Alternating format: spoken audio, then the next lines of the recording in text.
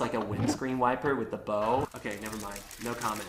No comment. Hey everyone, welcome back to another video where today I'm super excited to be talking about one of the most famous and one of my favorite composers of all time, Wolfgang Amadeus Mozart.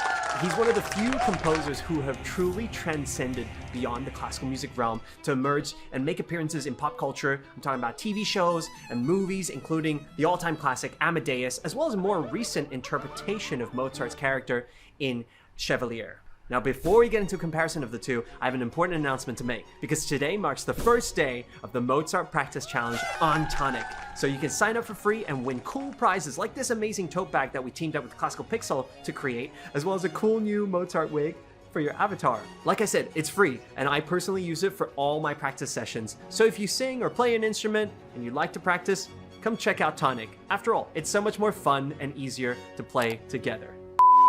So I'm super excited to dive into these two movies because Mozart, of course, was known as this genius composer, musician who on a whim could listen to a tune and make variations and compose a whole symphony on it. But others also saw him as arrogant instead of just being confident. So I'm kind of curious as to how differently they're going to portray his character in these two different movies. Let's take a look. All right, so getting into our first scene. Movie Amadeus, where it focuses on this rivalry between Mozart and another composer that was his contemporary called Chevalier. Let's check it out. Oh yeah, that's Chevalier. I guess he's composing something. Grazie, signore. The Enlightenment. So just to quickly give you guys some context here, back in those days, composers were basically servants of the court. So they were hired by the aristocracy to compose pieces for the royal family and at events. So in this particular case, both Mozart and Salieri were court composers. But I've written a little march of welcome in his honor. What a charming idea, court composer. May I see? Just a trifle, of course. It was also pretty common that the royal family would also be musicians as well, that they learned music. May I try it? Majesty. So you see the emperor here is about to play.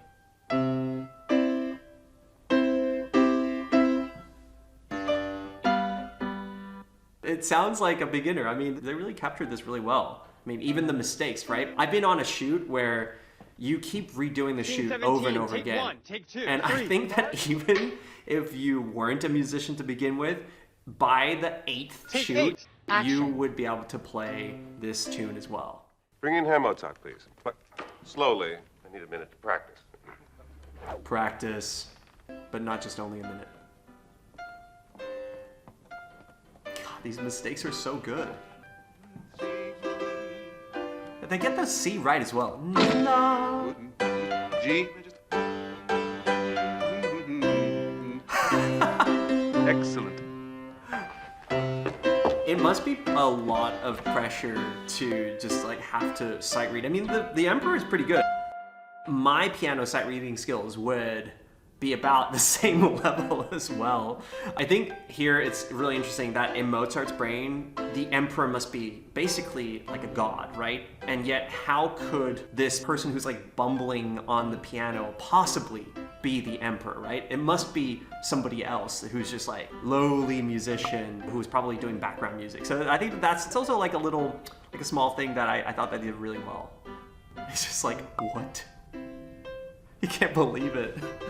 He's seeing like an infant, right? He's meeting the emperor for the first time. Bravo, Majesty. And they're all like, bravo, right? Obviously, because they have to. Mozart. Majesty. Ah, no. Please, please. It's not a holy relic. They all have to like laugh to whatever joke, no matter how lame that the emperor says, because like, yeah, your life could have been on the line. For you. Really?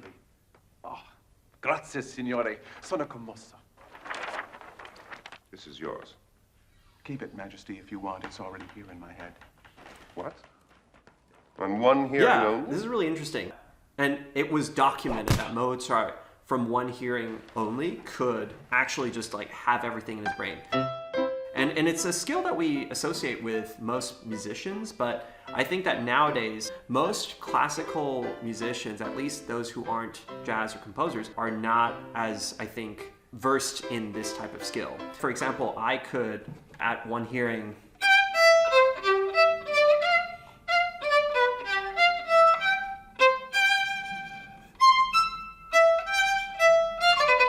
so something like that, right? I can sort of remember it. And, oh, that was actually not too bad. Oh, I'm applauding myself. But I've seen the scene him perform in the past, and Mozart, he's able to do variations on it. It doesn't really work, does it? You just see the look on Salieri's face, right? He's just like, what the heck? Because in a way, there's rivalry. There's another court musician who might threaten his position here.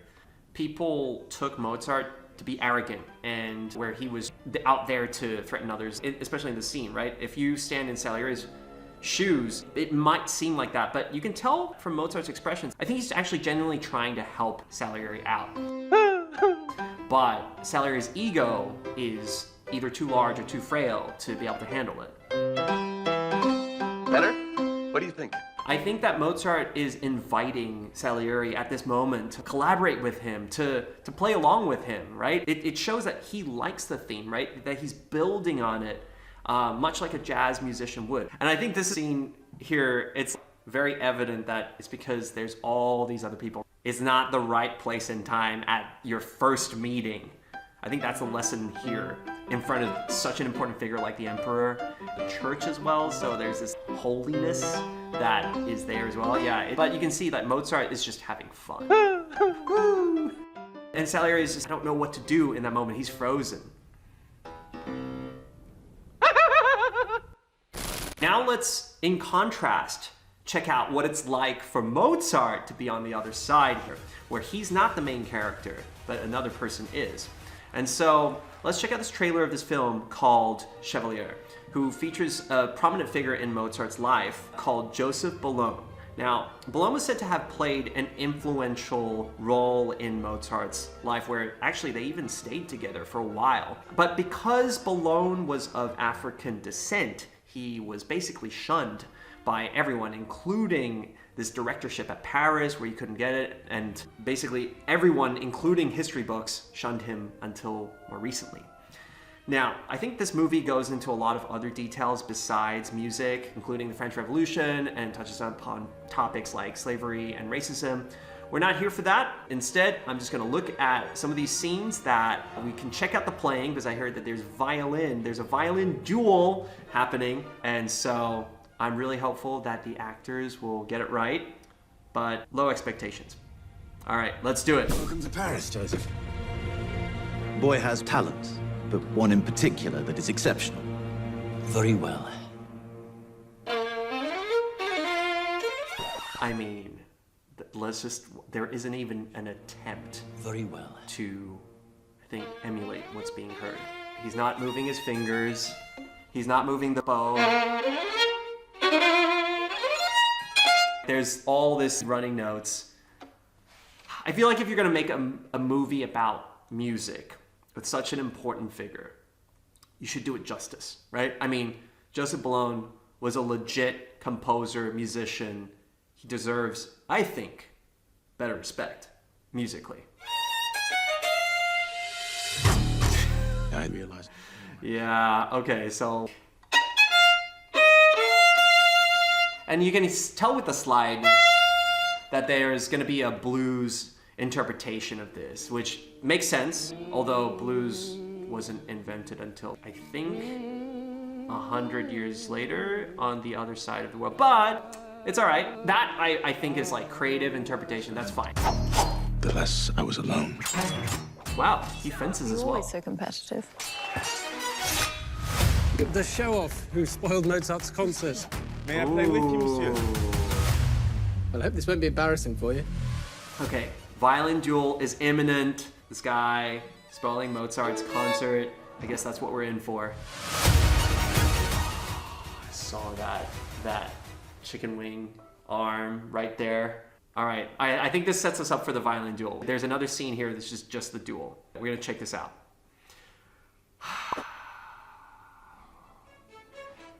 Oh, Mozart, Concerto number 5, A major.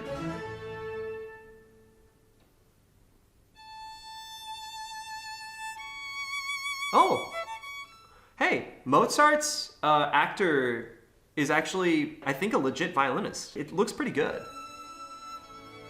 Okay, except Bologne's character is barely moving his bow. It would be like that in real life. Whereas the other guy who plays Mozart clearly has some violin playing skills under his belt. Yeah, where he plays...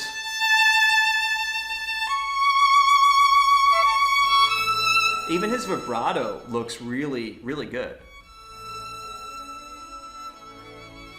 Not exactly synced with the vibrato in the recording, but that passes.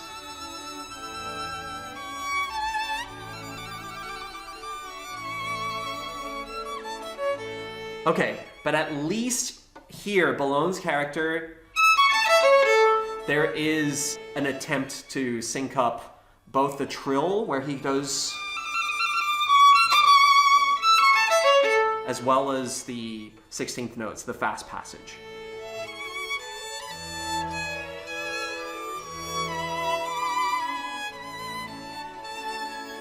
Yeah, and you can see that he's reaching up there. That is a high note where he's going up there. So I think that even though it's a little stiff, it's not the worst. It's certainly not as good as the other guy, but to the untrained eye, I think this would be passable.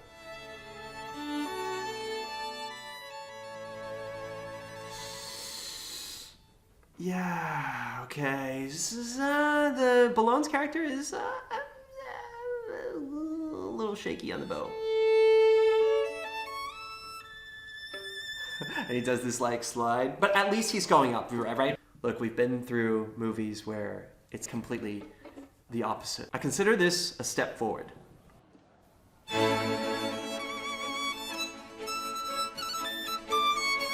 Yeah, that's not really accurate, right, as well.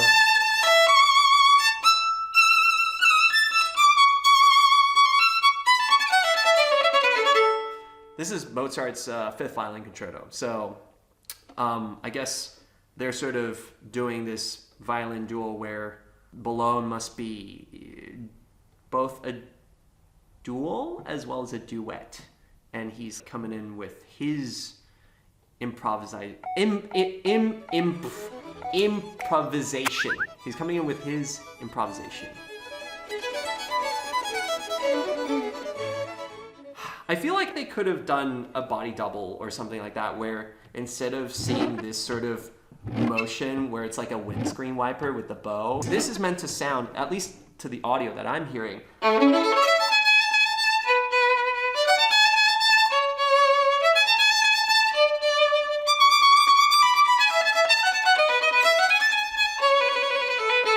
right? It's just very elegant.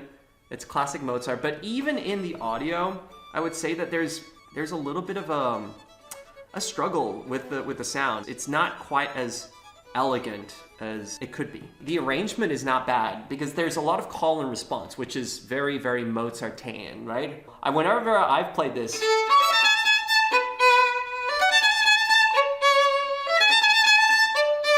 you know, there's this waiting, da-da-da-da-da-da-dum, and instead here, they've just answered it. There's this back and forth. So I think musically, I quite like the arrangement.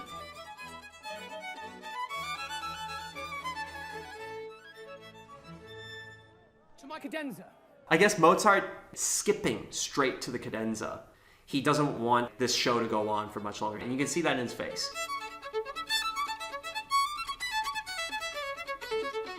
Wow. That's pretty good. That was like, you know, that's all very, very good, very accurate.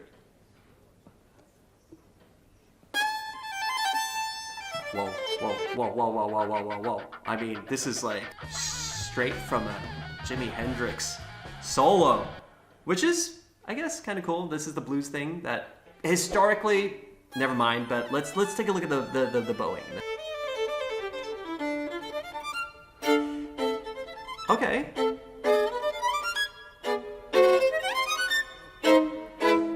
Oh my gosh, that last bit here.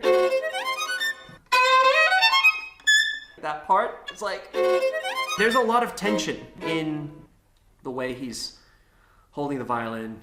It's a good thing he's just an actor, because that could be a quick road to injury for sure. You can see it in his face. But yeah, that was kind of cool actually, to do like a blues solo.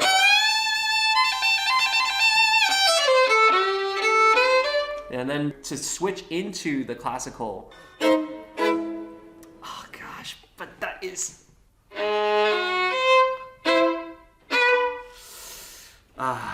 okay, never mind. No comment. No comment.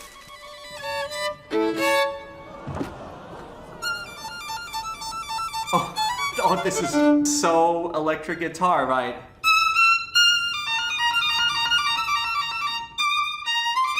You know, actually, this type of stuff, it was a little bit closer, and I think working backwards, you think about how rock music is often compared, it's like to Baroque.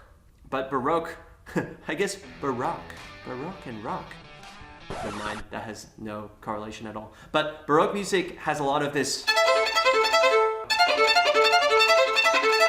these types of repeated fast notes that guitarists use. So it's kind of interesting to, even though Baroque was before Mozart's time, I think there could have been not so far of a leap to go from something that sounds like Vivaldi into something that sounds like this.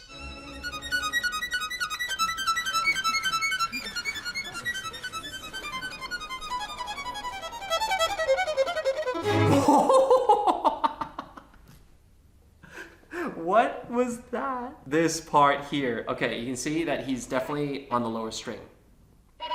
And I'm not gonna comment on facial expressions because, look, we all have facial expressions. I'm like the facial expression king.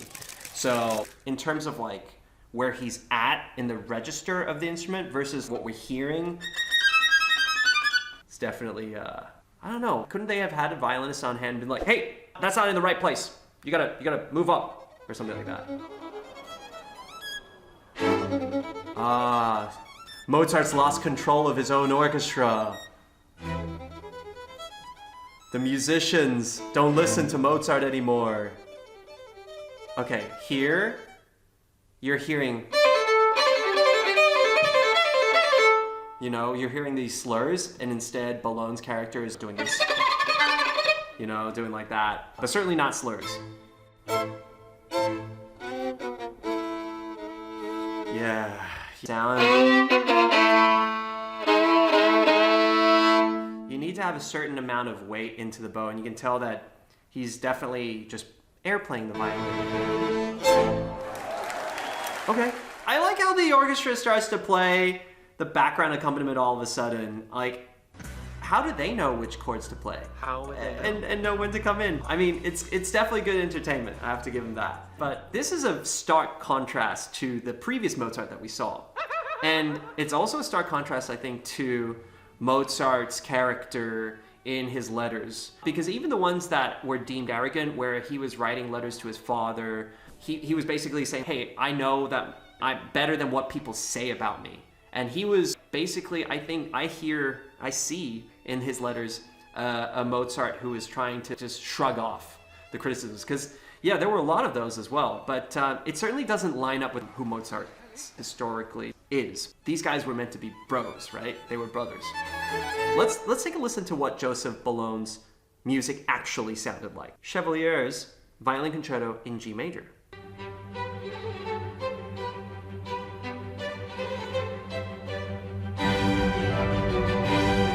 Wow. This sounds really like Mozart. I mean, it really sounds like Mozart's time.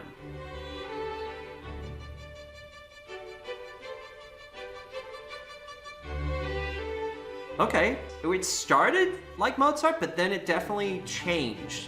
Where I feel like Mozart brings out an individual line more. There's more melody, and here there's more of a da da da da da da da da, you know? And it was, okay, that's interesting.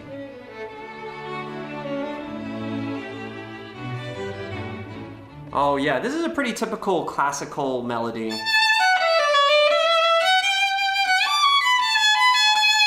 It sounds like Bologne's music is kept more conservative. I would say it's even more conservative than Mozart's music, which is interesting. It's certainly not in the direction of the blues moving out of classical music genre example that we heard in the duel. All right, and that's all we have time for today, so thank you so much for watching. And as you can see, we had two very different portrayals of Mozart. One who was kind of like the confident but innocent type of Mozart that was in the Amadeus film that we saw, and then another very contrasting Mozart who was almost jealous in the way that he was like a Salieri type figure in Bologne's Chevalier. So I think that it's really interesting to see these two portrayals of Mozart. Obviously, both have different angles in what the story they want to tell is, but it's up for you to decide which Mozart do you hear in his music. So with that being said, thank you so much for watching. Please make sure you like and subscribe, as well as leave a comment in the comments below about any clips or films, reviews that you'd like me to react to. And I'll see you in your practice room on time. Bye!